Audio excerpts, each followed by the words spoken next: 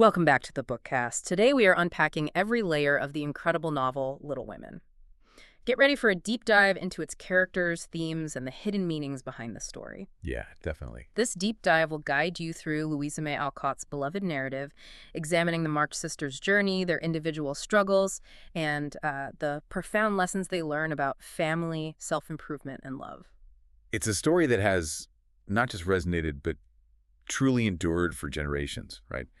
And what's particularly fascinating, I think, is how deeply rooted the narrative is in Louisa May Alcott's own experiences. When we explore the author's world, it becomes, well, strikingly clear that Little Women isn't merely fiction. It's a profound, semi-autobiographical mirror, reflecting her own family and friends in astonishing lifelike detail. That's exactly where we need to begin, I think, by understanding the woman behind the pen. So Louisa May Alcott was born in Germantown, Pennsylvania back in 1832. And her father, A. Bronson Alcott, he wasn't just any parent. He was, well, a truly prominent figure in American intellectual life, deeply intertwined with the whole transcendentalist movement. Oh, yeah, the big name. He was part of Ralph Waldo Emerson's inner circle, whose philosophical ideas he'd constantly discuss in what he called conversations. Right. He was even known for trying to live out those philosophical ideals in a very practical, sometimes unconventional way. And what's fascinating about his influence, beyond just being a philosopher, is that he was also a distinguished teacher,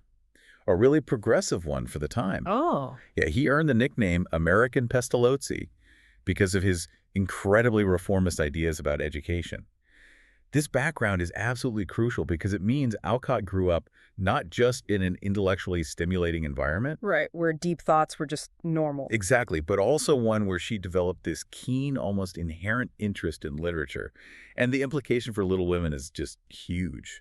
Well, this unique upbringing, which was intellectually rich, yet often financially unstable, it directly seeded so many of the novel's core themes. You see the constant struggle with poverty, the fervent pursuit of knowledge and intellectual growth, and maybe above all, the incredibly strong family bonds that hold them together through all the hardship. It paints such a vivid picture, doesn't it? Imagine being constantly exposed to brilliant minds and these grand philosophical ideals, but at the same time, you're grappling with real-world money problems. Yeah, that dynamic definitely shapes a person. And an author. So the family moved to Boston in 1834, which is a real intellectual hub then, and later to Concord, Massachusetts, where Alcott spent most of her life. But maybe one of the most formative periods was that year they spent at Fruitlands. Ah, Fruitlands, yes. That was a bold, maybe ultimately impractical, vegetarian communal living experiment founded by her father. Try to live the philosophy. Exactly. Yeah. His aim was to literally embody his philosophical ideals, create this perfect society through self-sufficiency and moral purity. But as you might guess, it collapsed. Pretty dramatically, too. Yeah, and this collapse really underscored the impracticality of some of his grander ideas, and it plunged the Alcott family even deeper into poverty. Louisa later wrote about these adventures with a kind of wry, satirical eye in a piece called Transcendental Wild Oats. Right, I've heard of that. It gives a real glimpse into that time, doesn't it? It does, and her developing wit, too. And when you hear about her early life, you really see how much of her own grit found its way into Jo March. Absolutely. To support her parents after the Fruitlands disaster, Alcott took on all sorts of jobs. She worked as a teacher in her father's school, a nursery governess, even did handcrafts just to scrape money together. Anything she could. And of course, she started writing what she initially called unimportant stories and novellas for a Boston newspaper. She apparently abandoned them later as her taste matured, but it's so easy to connect these early struggles to the March family's constant money worries and the girls' efforts to contribute. Jo's path as a writer, especially, always trying to earn money with her stories, that's a direct echo of Alcott's own start. It absolutely connects the dots. It makes the March family's trials feel incredibly real, relatable. Then the American Civil War, starting in 1861, that marked a huge turning point for Alcott, personally and professionally. How so? Well, in 1862, she left teaching, which she apparently really disliked, to become a nurse in a Washington hospital. This wasn't just a job change. It was a massive shift in her life experience. It threw her into the raw realities of hardship, suffering, life, and death. And it was that experience, being a nurse, that led to her first real literary breakthrough, wasn't it? Yes, exactly. Her hospital sketches, published in the Boston Commonwealth, they brought her considerable attention. People loved their lively, often funny, but also deeply poignant style. But it wasn't easy, right? She got really sick herself. Terribly sick. A near-fatal bout of typhoid. It almost killed her. After she recovered, she traveled quite a bit. Germany, Switzerland, France, which broadened her horizons even more. So why does that period matter so much? Well, this time of intense experience, personal maturation, seeing more of the world, it directly preceded her most fruitful creative phase. It gave her work, I think, a much deeper understanding of hardship, resilience, the complexities of life. Right, it sort of seasoned her perspective. Precisely. It's almost like these personal trials and wider experiences prepared her, honed her viewpoint, letting her write with such genuine emotion and insight.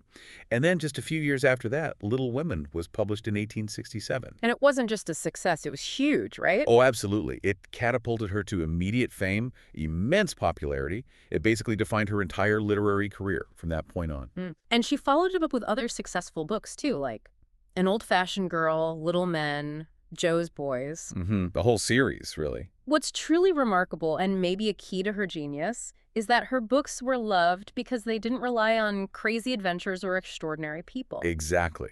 She drew her compelling stories and characters right from her own circle of experience, her family, her friends, her everyday life. And this, for me, is the core insight into why Alcott lasts.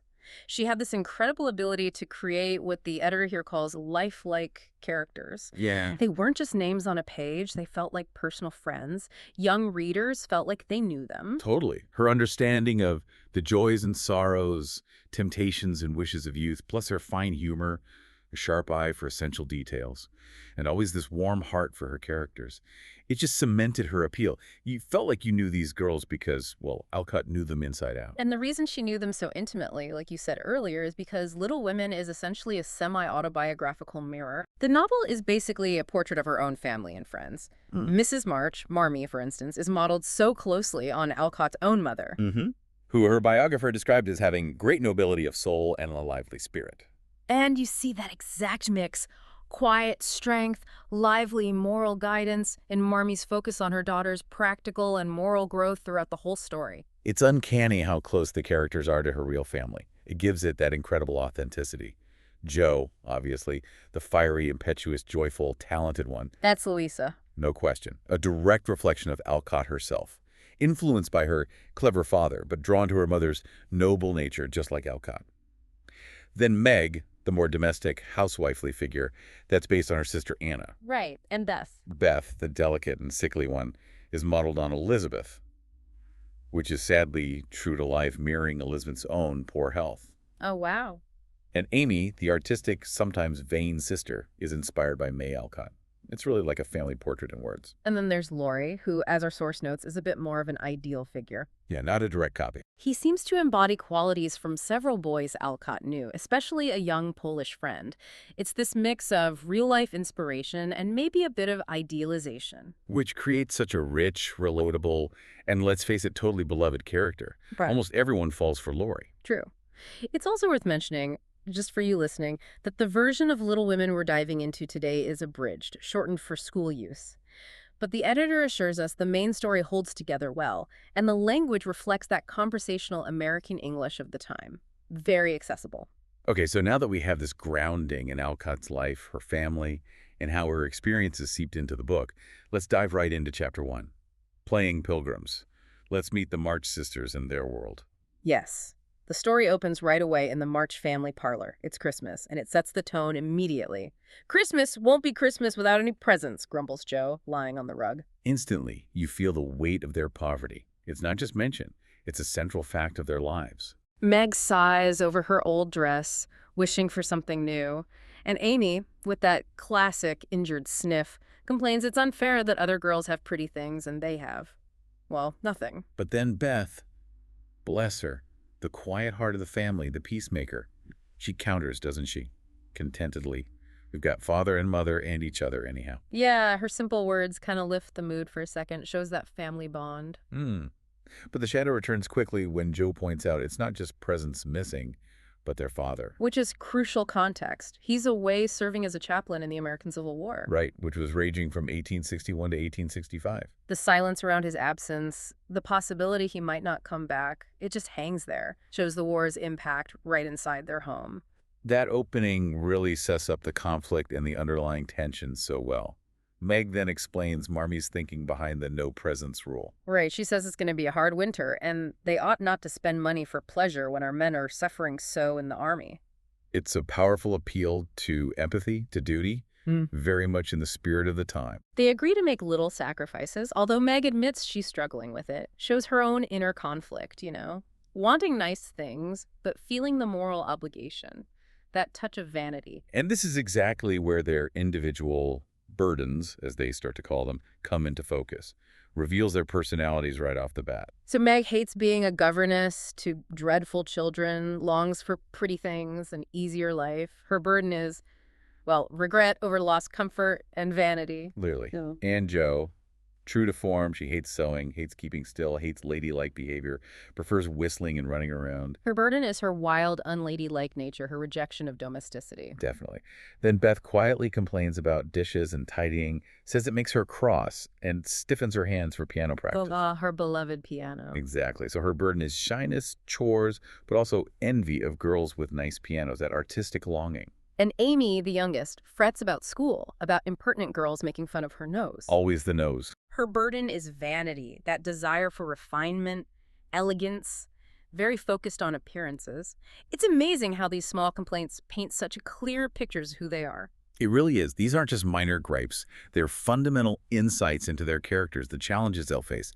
And it's Beth, the peacemaker, who then suggests that lovely secret Christmas plan. Instead of presents for themselves, they'll pool their money and get something for Marmee. And their chosen gifts are so telling, again reflecting their personalities. Meg, leaning towards elegance, chooses a nice pair of gloves.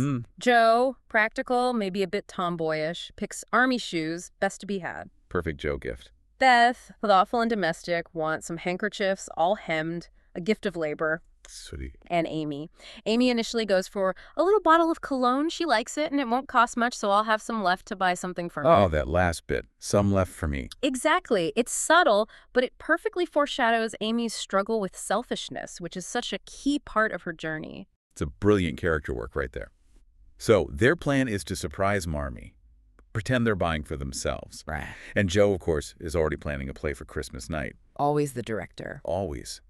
But the emotional core of the chapter really deepens when Mrs. March reads that letter from their father. Oh, that letter. So cheerful and hopeful about camp life, but then... Then his heart just overflows. Give them all my dear love and a kiss. Tell them I think of them by day, pray for them by night, and find my best comfort in their affection at all times. It's so moving. And then he urges them, doesn't he, to work so that these hard days need not be wasted. Yes, and to remember all I said to them, that they will be loving children to you, will do their duty faithfully, fight their bosom enemies bravely, and conquer themselves so beautifully. That when I come back to them, I may be fonder and prouder than ever of my little women. It's not just a letter, it's like their mission statement. It really is their moral compass, and it hits them hard. Amy actually sobs, I have a selfish pig, but I'll truly try to be better. Immediate remorse. Meg resolves to work harder. And Marmee uses this moment perfectly to introduce the Playing Pilgrims game, inspired by John Bunyan's Pilgrim's Progress. Right, the allegory.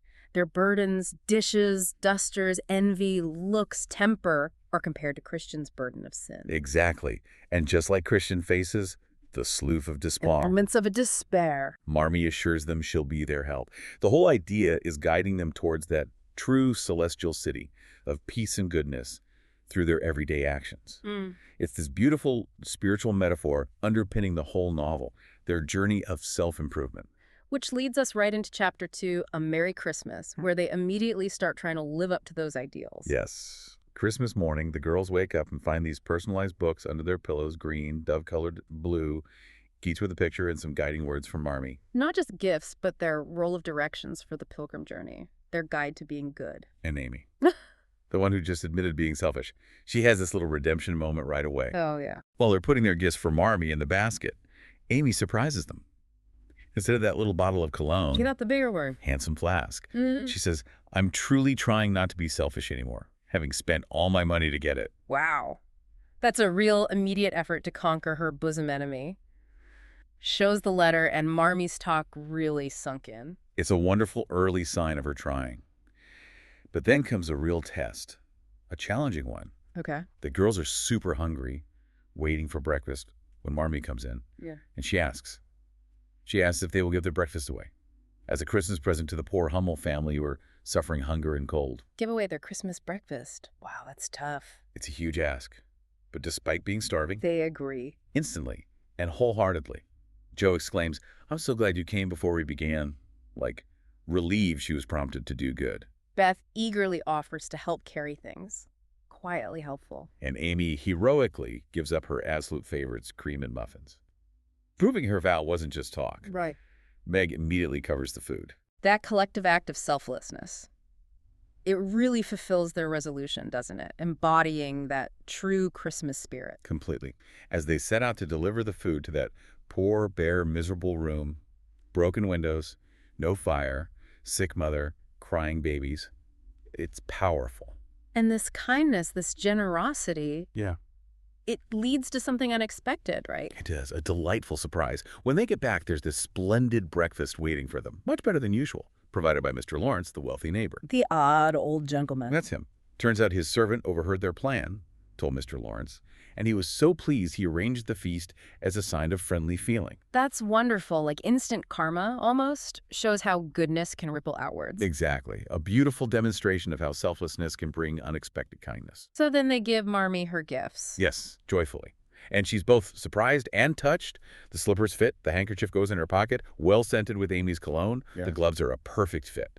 Success. Nice. And the afternoon is for fun. Preparations for the evening festivities, including that theatrical performance written by Jo, full of passion and drama. Of course, Jo playing the male parts to her heart's content.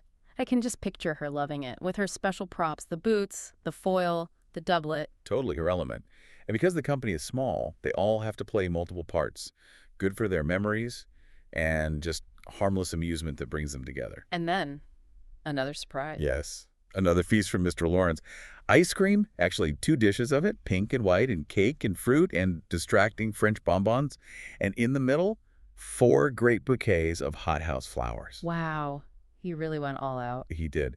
This chapter just beautifully illustrates the rewards of selflessness, how generosity opens doors to unexpected kindness, reinforces that core idea of giving from the heart. And that generosity from the girls and Mr. Lawrence leads us nicely into Chapter 3, The Lawrence Boy, where this new, really important friendship begins. Absolutely.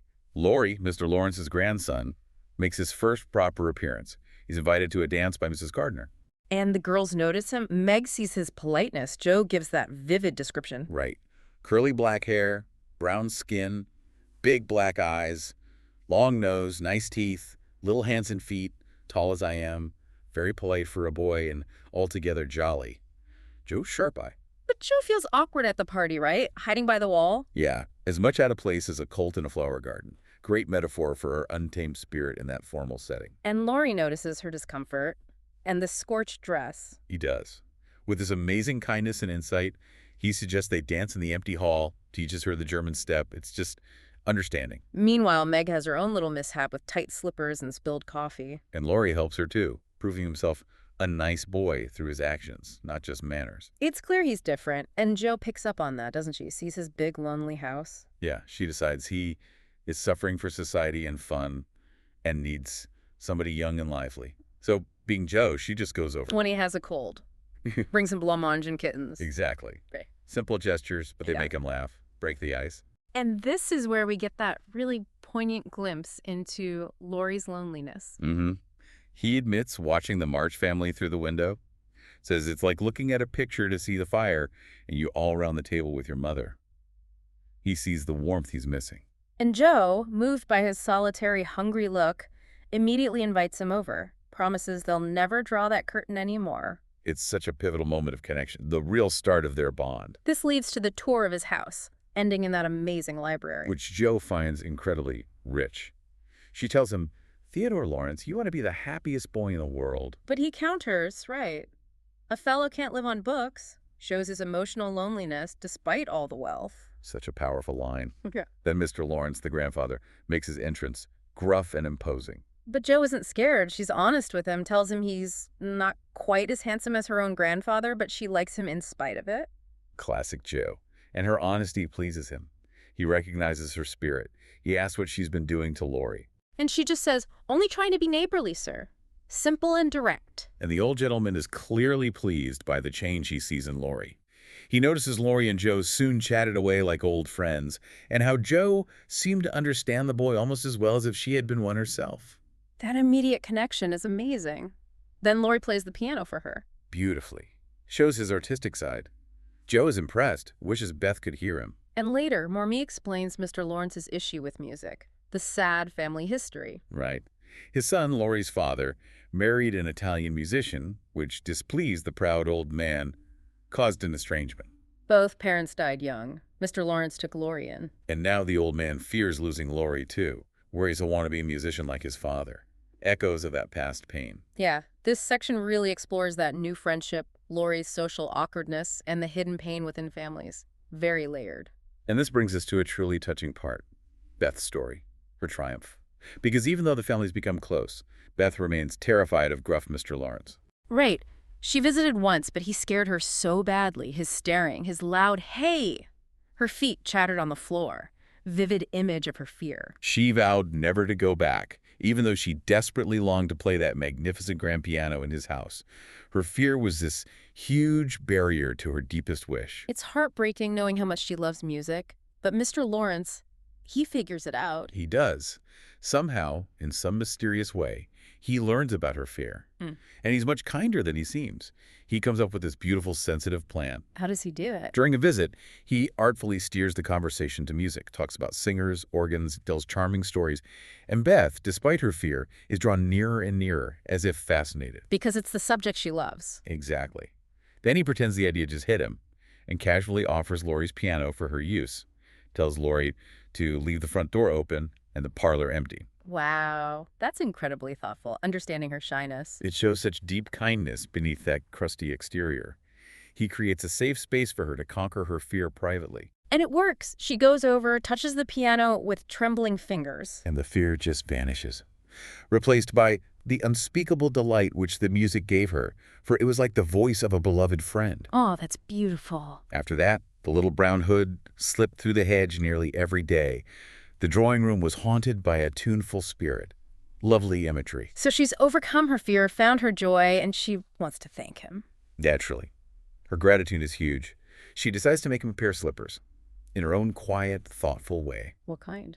She chooses a design with a cluster of grave yet cheerful pansies on a deeper purple ground. Suits her style. She works hard on them, pours her love into it. And gets them to him secretly. With Laurie's help, yes. Yeah. Smuggled onto his study table before he woke up. A true surprise. And his response? Just as touching. A grateful letter arrives. He praises the slippers warmly. Heart's ease is my favorite flower, and these will always remind me of the gentle giver. Ah. But then, he repays her with something incredible. Yeah. Something which once belonged to the little granddaughter he lost. No, not the piano. The very piano she plays. Oh my goodness, what a gift. Emotionally huge. Beth is completely overwhelmed. But driven by this surge of courage and gratitude, she goes straight to his study. Knocks. Goes in. Forgets her whole rehearsed speech. What does she do? Remembering he lost his own little girl, she just puts her arms around his neck and kisses him. Wow. For shy Beth, that's monumental. It's her transformation. And the old gentleman, so touched and pleased by that confiding little kiss that all his crustiness vanished. He sets her on his knee, feels like he has his own granddaughter back. Beth ceased to fear him from that moment, for love casts out fear and gratitude can conquer pride. That whole sequence is just wonderful. Shows the impact of kindness, overcoming fear, the connection through music and empathy. Beautiful arc for Beth. Truly beautiful. But not all growth is so gentle, is it? Let's shift to Chapter 7, Joe Meets Apollyon. This gets into Joe's temper and Amy's recklessness, a much rockier road. Okay, Apollyon. That sounds ominous. How does it start? Classic sibling stuff. Joe and Meg plan to go out with Laurie, keeping it secret from Amy. Amy feels left out, asks questions. And Joe snaps at her. Sharply. Never mind, little girls shouldn't ask questions. It sets a tense mood. And Amy messes up Joe's drawer, but Joe forgives that. Surprisingly, yeah. Yeah? But the next day, Amy does something much worse. Joe discovers her precious manuscript, half a dozen fairy tales. The pride of her heart is gone. Oh, no. Not her writing. Amy, poking the fire, admits it calmly, almost cruelly.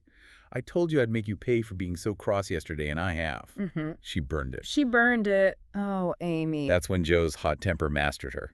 She loses control completely, shakes Amy till her teeth chattered, cries, "You wicked, wicked girl! I never can write it again, and I'll never forgive you as long as I live." Wow. That's intense. Then Joe runs off to the garret to finish her fight alone. It shows her major flaw, that explosive temper, the one she calls her Apollyon, referencing the demon in Pilgrim's Progress, elevates it to this epic internal battle. It's such a raw portrayal of anger, so Marmee steps in. Tries to mediate, makes Amy see how wrong she was. But Joe is still furious, refuses to forgive. So Joe. The next day, Amy tries to make up, runs after Joe and Lori, who are ice skating. Joe actively ignores her. Oh, this sounds bad. Lori warns them, keep near the shore, it isn't safe in the middle. Joe hears him. Amy, struggling with her skates, doesn't. And Joe. Joe, still angry, gives in to that little demon in her ear. Thinks, no matter whether she hurt or not, let her take care of herself. A conscious, terrible decision driven by anger. Yeah. Amy goes towards the middle, the thin ice, and falls through. Oh my God. Joe feels this strange feeling, turns just in time to see Amy go under. Lori acts fast, pulls her out. They get her home, shivering, dripping, narrowly avoiding the absolute worst. That must have shaken Joe to the core. Completely. As Amy recovers, Joe confesses everything to Marmee, overcome with guilt. Believes it would have been my fault if Amy had died. She finally sees the danger in her temper. Yes. She laments her dreadful temper, says, I could hurt anyone and enjoy it. I'm afraid I shall do something dreadful someday and spoil my life. Marmee advises her, right, about not letting the sun go down on anger. Forgiveness. Exactly, and it leads to that crucial resolution. Amy wakes, reaches out to Joe. And they hug, forgive each other. They hugged one another close. Yes. Everything was forgiven and forgotten in one hearty kiss. It's powerful, shows the destruction of anger, the weight of consequences, but also the healing power of remorse, forgiveness, and that deep sisterly love, confronting those bosom enemies. Wow. Okay, speaking of struggles, let's talk about Meg and her Vanity Fair experience in Chapter 8. Vanity, social pressures. Right. Meg gets invited to a party at the Moffats' wealthy, fashionable family. She's thrilled, sees it as a big opportunity, especially since her sisters have measles and can't go. You feel her anticipation. That longing for a different world. Definitely. She wants a violet silk dress, but has to wear her old tarlatan, which looks older, limper, and shabbier than ever compared to the other girls' dresses. Ouch. That highlights the social pressure immediately. She feels her cheeks burn as girls glance at it and then at one another. Shows her pride, how sensitive she is to judgment. That's the essence of this superficial Vanity Fair. But then something nice happens. Flowers arrive. Yes. Just as she's feeling that hard, bitter feeling, a box of lovely roses and ferns arrives from Mother. A thoughtful gesture, like a little anchor back to her real values. So she enjoys herself for a bit, dances. She does, dances to her heart's content, until she overhears that really disturbing conversation in the conservatory. The gossip. What do they say? It shatters her mood.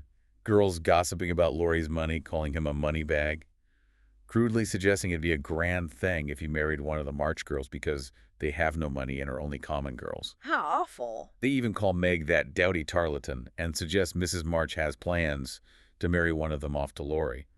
Meg is horrified, repeats. Mrs. M has her plans in disbelief. Feels ready to cry and rush home. A painful wake-up call to social cruelty. And the pressure gets worse at the next party. The blue silk dress. Yes, Mrs. Moffat offers her a sweet blue silk she's outgrown. The Moffat girls then basically give her a makeover, crimp her hair, powder her, touch up her lips, lace her into this tight, low-neck dress that makes modest Meg blush at herself. Trying to turn her into a fine lady. Exactly. Fit her into their superficial mold. And outwardly, it works. She feels like a little beauty, gets lots of attention. But inside? Inside, she feels queer and stiff, like a doll. Not herself at all. And Laurie sees it. He sees her drinking champagne, flirting differently. He's ill-pleased at the change. He warns her. Subtly. Your mother doesn't like it. Shows his disapproval, his understanding of her true self, trying to pull her back. And it works. She regrets it. Deeply. She says, I wish I'd been sensible and worn my own things, then I should not have disgusted other people or felt so uncomfortable and ashamed of myself. She confesses everything to Marmee, feeling flattered, letting them make a fool of me. The hurtful gossip. How does Marmee react? Gravely. Calls the gossip foolish and vulgar. Expresses sorrow for the mischief this visit may have done you. And stresses that true worth isn't money or position, But being well is pretty Meg. Character over appearance. It's such a crucial chapter, isn't it? Exploring vanity, social pressures, the importance of self-worth. Meg really learns her lesson in Vanity Fair. Chooses authenticity. Absolutely. A major turning point for her. Okay, so after those heavier chapters, we get a bit of fun again with Chapter 9, the Pickwick Club and the Hedge Post Office. Spring arrives, new energy. Yes, this is delightful. Shows their bond and creativity. Their secret society, the Pickwick Club, meets Saturdays in the garret. Their sanctuary. And they take roles from Dickens' Pickwick Papers. They do. Meg, the sensible leader, is Pickwick. Joe, the literary one, is Snodgrass. Beth, sweet and rosy, is Tupman. And Amy? Is Nathaniel Winkle, always trying things she couldn't do. Exactly. A funny nod to her occasional awkwardness. And their club paper. Original stories, poems, news, and these funny advertisements teasing each other about their faults. Affectionately, though. Oh, definitely. Shows how their intellectual side blends with their relationships. It brings their imaginative world to life. And soon, Laurie wants in. Well, Joe proposes admitting him as an honorary member. Argues he deserves it, would add spirit and literary value, and importantly, we can do so little for him, and he does so much for us. A statement of friendship. But Meg and Amy object at first. Want a ladies' club, private and proper, still holding on to some conventions. But Beth surprises everyone. Totally. The quiet one speaks up. Yes, we ought to do it, even if we are afraid. I say he may come, and his grandpa too, if he likes. Her spirited burst electrified the club. Shows her quiet courage. And then Joe reveals. For the mischievous grin, reveals Laurie hiding in the closet the whole time. Sitting on a rag bag, flushed and twinkling with suppressed laughter. Ah. Classic Joe. That's hilarious. So Laurie joins as who? As Sam Weller. He gracefully accepts, promises to add spirit and tone, and importantly, never to be sentimental. Knows Joe wouldn't like that. Great to see him fully part of their quirky world. And then he sets up the post office. As a thank you. A post office in the hedge, using the old Martin house, described as a fine, spacious building with padlocks and keys for each nation, each house. That sounds amazing, and it takes off. It flourishes, becomes this channel for everything. Tragedies and cravats, poetry and pickles, garden seeds and long letters, music and gingerbread rubbers, invitations, scoldings, and puppies. Puppies. Apparently. That list just captures the richness of their intertwined lives. Even Mr. Lawrence joins in, sending odd bundles, mysterious messages, and funny telegrams. Even the gardener uses it. For a love letter to Hannah. Yes, a funny little side story. This whole chapter just highlights their creativity, Laurie's acceptance, their bond growing through shared fun. The post office becomes this symbol of their communication, their interconnected lives. Their bond really is special, and it keeps deepening in Chapter X, Camp Lawrence. Beth becomes postmistress. Naturally. She's the homebody, reliable, faithfully unlocks the little door daily. And Laurie keeps sending fresh flowers posies to Marmie's corner. A consistent sign of affection. And the mail hints at things. Meg gets a glove and a German song translation. Which she suspects is from Mr. Brooke, not Laurie. Subtle hint of that brewing romance. While Joe gets letters, a book, and a funny old hat from Laurie. Yeah. A humorous response to her wanting sun protection. Shows their easy, playful friendship. One of Joe's letters is really important, though, isn't it? From Marmie. Very significant. Marmie writes, expressing satisfaction. I watch your efforts to control your temper. Encourages her to go on, dear, patiently and bravely, reminding her Marmie sympathizes more tenderly with her struggle. And Joe keeps it as a reminder. Pins it inside her dress. A shield and a reminder. Shows her ongoing battle with that temper, her conscious effort, that theme of self-improvement again. The other letter is Laurie's invitation to Camp Lawrence, a picnic with his English friends. Yes. The Vaughns and Ned Moffat promises a jolly time, lunch, croquet, making messes gypsy fashion. Assures Joe Mr. Brooke will be there to keep us boys steady and Kate Vaughn to play propriety. He really wants all the March girls, especially Beth, promising nobody shall worry her. So thoughtful. The girls' preparations are funny. Meg with curl papers, Joe with cold cream. Beth's tucking her doll in bed. And Amy with a clothespin on her nose, still trying to uplift the offending feature. Hilarious. Shows her vanity hasn't completely vanished. Never. At the camp, while the young ones play, Meg talks with Kate Vaughn and Mr. Brooke. And Kate is a bit snobbish. Very. Expresses surprise. Meg is a governess with a dismissive, "Oh, indeed," and a shrug. Thinks to herself, I didn't come to chaperone a governess. What odd people these Yankees are. I'm afraid Laurie will be quite spoiled among them. Oof. Highlights those class differences, English versus American attitudes, subtle judgments. But Mr. Brooke defends Meg. Quickly and eloquently. Young ladies in America love independence as much as their ancestors did and are admired and respected for supporting themselves. A quiet but strong defense. Shows his character. Definitely shows his respect for real worth. He then steers the conversation back to the song he translated for Meg. Yes. She thanks him. He mentions Laurie going to college soon, how he'll miss him, then drops a personally bombshell. As soon as he is off, I shall turn soldier. Wow. Joining the war effort. Meg expresses sympathy, how hard it is for families at home. And he reveals something even more poignant. About having no family. I have neither mother nor sister and very few friends to care whether I live or die. He says this while absently covering a dead rose in a hole like a little grave. Such a striking image of his loneliness. How does Meg respond? Warmly, empathetically. Assures him Laurie, his grandfather, her family, they would care a great deal. This exchange really lays more groundwork for their relationship. Shows his character, his quiet sacrifices. Hints at romance based on respect and understanding. This leads us to a really introspective chapter, doesn't it?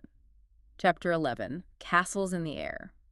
Laurie's feeling moody. Yeah, found luxuriously swinging in his hammock, unproductive, wishing the day away, clearly skipped his studies, one of his moods. Then he sees the March girls on an expedition, looking like pilgrims with hats, pouches, staffs. Each carrying something symbolic. Meg a cushion, Joe a book, Beth a dipper, Amy a portfolio, representing their natures. He follows them, realizes they're having a picnic without him. Which slightly annoys him. Finds them in a pine grove. Meg sewing, Beth sorting cones, Amy sketching, Joey knitting and reading aloud, a picture of peaceful industry. He asks to join. And Meg, seriously, says, I've no objection. If you do something, it's against the rule to be idle here. He agrees.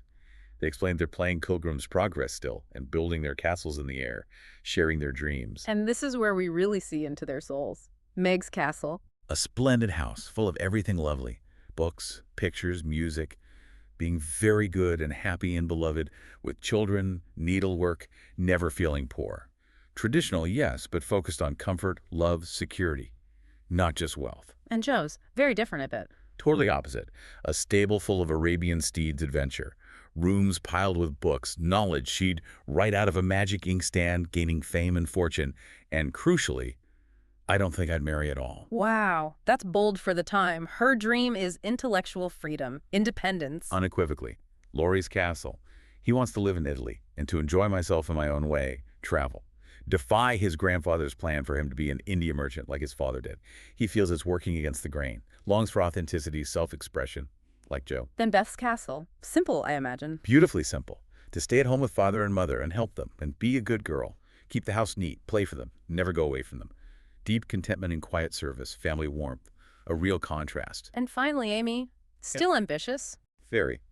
Wants to be a famous artist, admired in Rome, have plenty of money, charm society, beautiful pictures, but also, always, care for her nose and hands. Huh. Still worried about appearances, even in her dreams.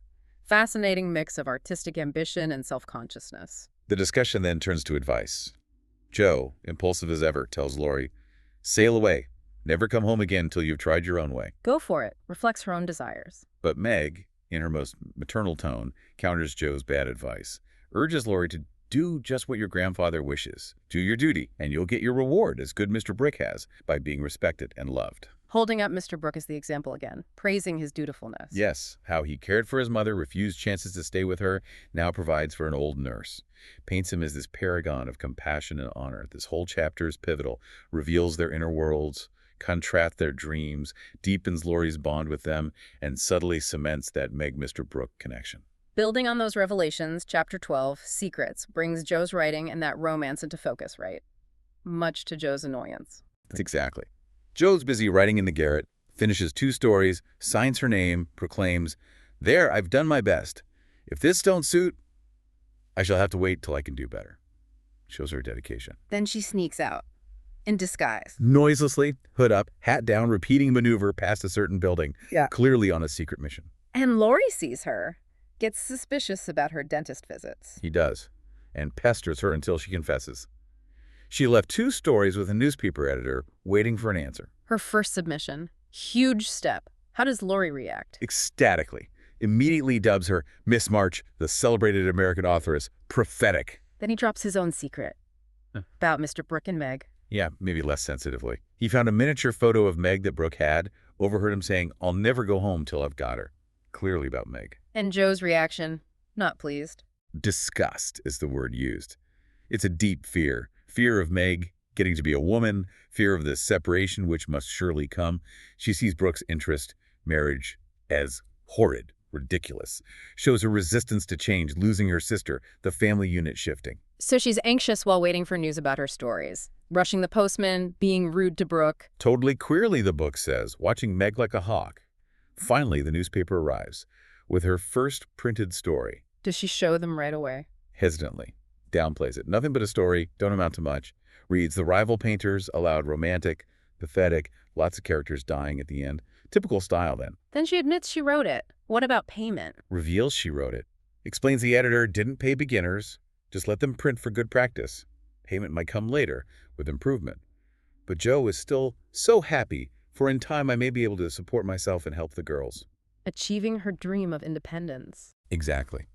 She weeps natural tears, her dearest wishes starting to come true independence, earning praise. Beautifully captures the start of her writing career, the joy of achievement, alongside that ongoing tension about Meg's romance. Okay, now we brace ourselves. A period of real crisis begins with chapter 13, a telegram. Yes, things take a dark turn. It's November, most disagreeable month, sets a gloomy tone. A sharp ring, Hannah brings a horrid telegraph things. The news. Stark and chilling. Mrs. March, your husband is very ill. Come at once from the hospital in Washington. Oh no, Marmie's reaction. Drops back into her chair as white as its little paper had sent a bullet to her heart. Pure terror. But they rally Hannah, Lori, Joe. Immediately, Hannah. I won't waste no time of crying, but get your things ready. Practicality. Lori offers to send telegrams, help with travel, invaluable support. Joe tears paper for a note to Aunt March. They need money for the journey. Urgent action. And this is when Joe makes that huge sacrifice. Her defining sacrifice. Seeing the distress, the need for money, she decides she would get the money somehow. Goes to Madam Interns. And sells her hair, her one beauty. Her long, thick hair. For $25. It's profound. Shedding vanity, embracing responsibility, cutting off part of her identity. She gives the money to Marmee. That's my contribution towards making father comfortable.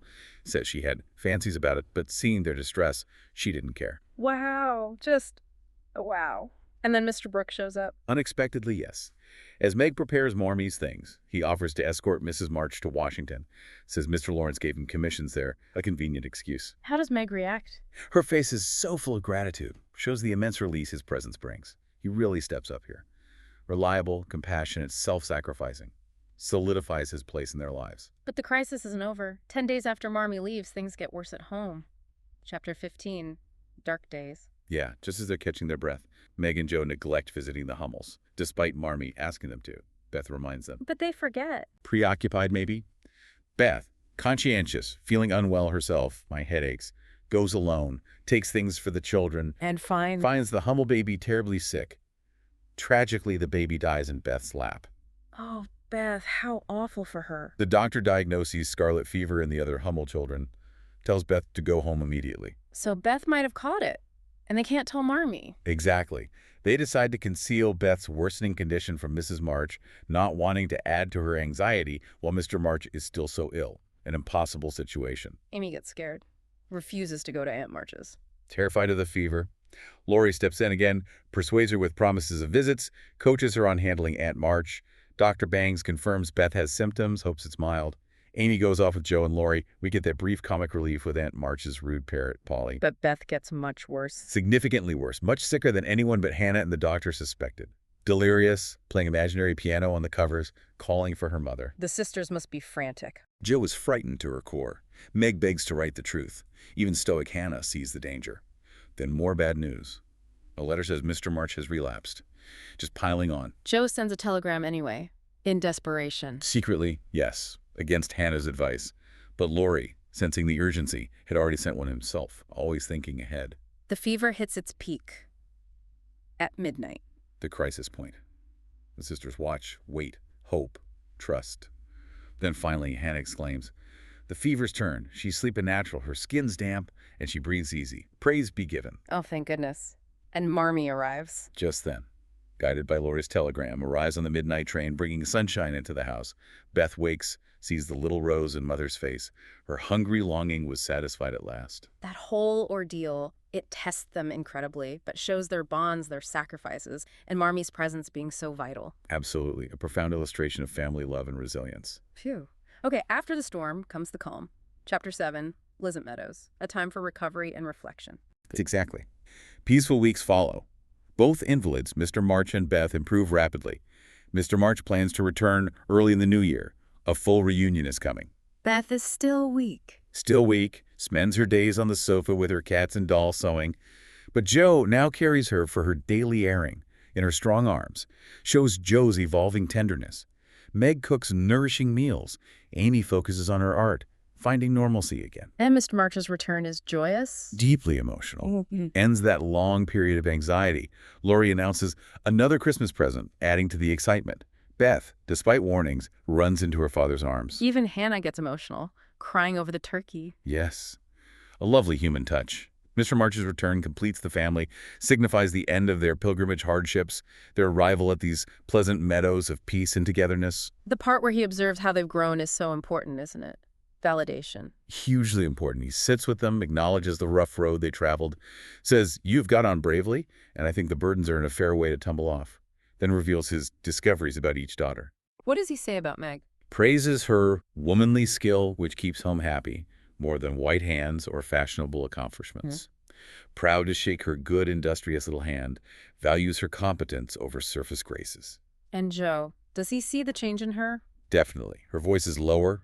She doesn't bounce, moves quietly, takes care of Beth in a motherly way, admits missing his wild girl, but sees a strong, helpful, tender-hearted woman, calls her haircut the shearing sobered our black sheep, reveals he couldn't find anything worthy of the $25 she sent, touches Jo deeply. His words for Beth must be tender. Especially tender. Holds her close. "I've got you safe, my Beth, and I'll keep you so, please God." Acknowledges how close they came to losing her. Praises her quiet strength. And Amy, has she learned about vanity? He sees it. Observes she took drumsticks at dinner, ran errands, waited on everyone patiently. Concludes she's learned to think of other people more and of herself less. Says she's molding her character as carefully as she molds her little clay figures. Beautiful metaphor. He'd be prouder of a lovable daughter than any statue. Directly addresses her growth. It's such powerful validation for all of them. Connects their struggles directly back to that Pilgrim's Progress idea. Shows they really have grown. It absolutely brings that theme full circle for this part of the story. And Beth's song at the end? About contentment. Yes, she references Pilgrim's Progress again, their current peace like the pleasant green meadow where pilgrims rested, then sings that quaint hymn, "He that is down need fear no fall, he that is low no pride." It encapsulates that theme of contentment, spiritual peace, a reflective, lovely close to the section. Okay, but the peace doesn't last entirely undisturbed, does it? Chapter 8. Aunt March settles the question. Romance and interference. Precisely. The family's enjoying Mr. March being home. But Jo is still visibly irritated by Mr. Brooke, shakes her fist at his umbrella, still resisting the idea of him and Meg. Laurie teases Meg about your John. Playfully, yes. Megan says she doesn't care much about him, just friendship. She even reveals her rehearsed rejection speech. Seriously, what is it? "Thank you, Mr. Brooke. You are very kind, but I agree with Father that I am too young. So please say no more, but let us be friends." Shows how much she's agonized over it. Jo is deeply skeptical she'll actually say it. Mr. Brooke arrives for his umbrella. Ostensibly. Jo tries to dodge him, leaves Meg and Brooke alone. He confesses his love. Meg gets nervous and flushed, playfully rejects him. "I don't choose, please go away and let me be." Setting up for it. Aunt March's dramatic entrance. She arrives, finds the proposal happening, and immediately objects. Why? Because Brooke is poor. She bluntly tells Meg, "Marry well and help your family. It's your duty to make a rich match." Echoes those harsh societal pressures. Criticizes Mr. March's lack of worldly wisdom. Suggests Brooke only wants Meg for her rich relations. Ouch. Cruel. But it backfires. Completely. Instead of intimidating Meg, it ignites her spirit. She fiercely defends John, looking prettier than ever in her earnestness, declares, "My John wouldn't marry for money. We are willing to work and we mean to wait. I'm not afraid of being poor. I know I shall be with him because he loves me." Yes, that's her moment, asserting her right to choose love over wealth, defying Aunt March, society, showing how much she learned from Vanity Fair. her independence. It's the absolute climax of her growth arc. Joe, meanwhile, thinking Meg sent Brooke away, is transfixed up on the threshold, seeing them embracing, engaged. Brooke managed to plead his case successfully. The quiet Mr. Brooke astonished his friends by the eloquence and spirit with which he pleaded his suit, won them over. And Laurie bursts in, thinking he arranged it all. With a great bridal-looking bouquet for Mrs. John Brooke, totally overflowing with spirits, convinced it was his doing, delightful chaos. The chapter ends with them all gathered, happy. Yes. The family together, the old room seemed to brighten up amazingly when the first romance of the family began there, and the narrative explicitly says, "So group the curtain falls upon Meg, Joe, Beth, and Amy. Whether it ever rises again depends upon the reception given to the first act of the domestic drama called Little Women." Wow. That perfectly ties up Meg's story for now. Shows her journey from vanity to confident love, reinforces those themes of love, family, true values over money. A perfect end to the first act. Makes you reflect on how far they've all come. It really does. A testament to their resilience and growth through all those trials. And there you have it. Thanks for spending a little bit of your day with us and this story. If you enjoyed it, a simple like or subscribe helps the channel out more than you know. Be good and take care.